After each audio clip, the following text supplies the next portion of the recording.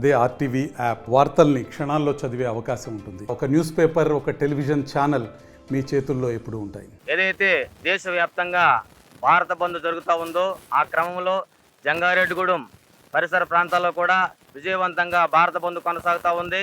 మరి సుప్రీంకోర్టు ఇచ్చినటువంటి తీర్పు ఏదైతే ఉందో ఎస్సీ ఎస్టీ వర్గీకరణ మరియు క్రిమి లేయర్ని దేశవ్యాప్తంగా నిరసన వెల్లువెత్తింది. ఆ నిరసన సందర్భంగా మరి సుప్రీంకోర్టు ఇచ్చినటువంటి తీర్పుని ఖండిస్తూ ఈ రోజున దేశవ్యాప్తంగా భారత బంద్ని దిగ్విజయంగా కొనసాగుతూ ఉంది.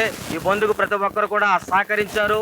మరి విద్యా సంస్థలు, ప్రైవేట్ సంస్థలు, ప్రభుత్వ సంస్థలు, పాఠశాలలో, స్కూల్ అండ్ కాలేజీలు, పెట్రోల్ బంకులు, ప్రతి చిన్న చిన్న వివిధ రంగాలలో వ్యాపారాలు చేస్తున్న ప్రతి వ్యాపారస్తులు కూడా మరి ఈ బంద్కు స్వచ్ఛందంగా సహకరించి వారి పనులకు మరి హాలిడే డిక్లేర్ చేసుకుని బంద్ని విజయవంతం చేసే విధంగా, బంద్ను జయప్రదం చేసే విధంగా ప్రతి ఒక్కరు కూడా సహకరించారు. మరి ఈ విధంగా మరి దేశంలో జరుగుతున్నటువంటి ఈ విధానంలో ప్రతి ఒక్కరు కూడా మాకు సహకరించి మరి బంద్కు తోడుగా ఉండి మరి భారత బంద్ని విజయవంతం చేసే క్రమంలో ప్రతి ఒక్కరు కూడా నడుం కట్టుకుని ముందుకు సాగాలని, మేము చేసే ఈ కార్యక్రమంలో ప్రతి ఒక్కరు కూడా మాకు సహకారం చేయాలని చెప్పి తెలియజేస్తాం. సుప్రీంకోర్టు ఇచ్చినటువంటి ఎస్సీ ఎస్టీ వర్గీకరణ మరియు క్రిమి లేయర్ వల్ల ఎస్సీలో ఉన్నటువంటి మాల మరియు అందులో ఉన్న ఉపకులాలు తీవ్రంగా నష్టపోయే విధంగా కనబడతా ఉంది.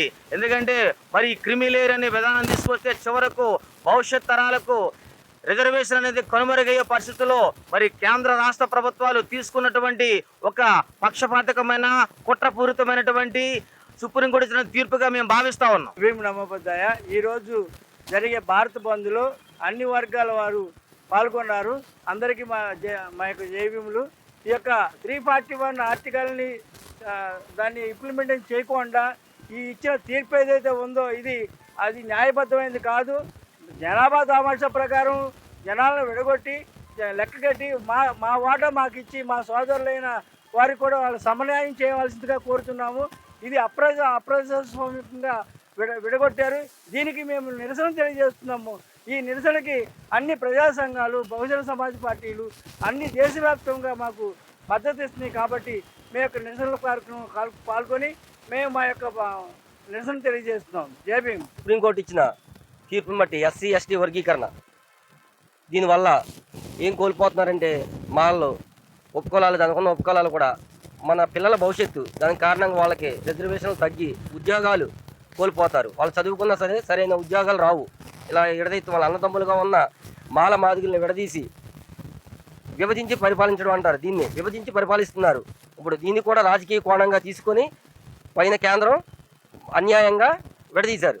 దీనికి మేము ఏమాత్రం కూడా మద్దతు తెలిపేది లేదని ఈ భారత బంద్ని మేము చేయడం జరుగుతుంది. దీనికి కూడా ప్రజలందరూ సహకరించి స్కూల్ యాజమాన్యము అలాగే ప్రజలు కూడా పూర్తిగా మద్దతు ఇస్తారని మేము మనస్ఫూర్తిగా కోరుకుంటూ అందరికీ జై భీమ్. హైదరాబాద్ సుచిత్ర సర్కిల్ కి ఒక విశేషం. మీ లలిత జ్యువెలరీ సుచిత్ర సర్కిల్ కి వచ్చేసింది. ఆగస్టు 18న బ్రహ్మాండమైన ప్రారంభోత్సవం. Lalitha jewellery, A block, green park avenue, Suchitra road. మీ లలిత జ్యువెలరీలో ధరలు చెక్ చేయండి.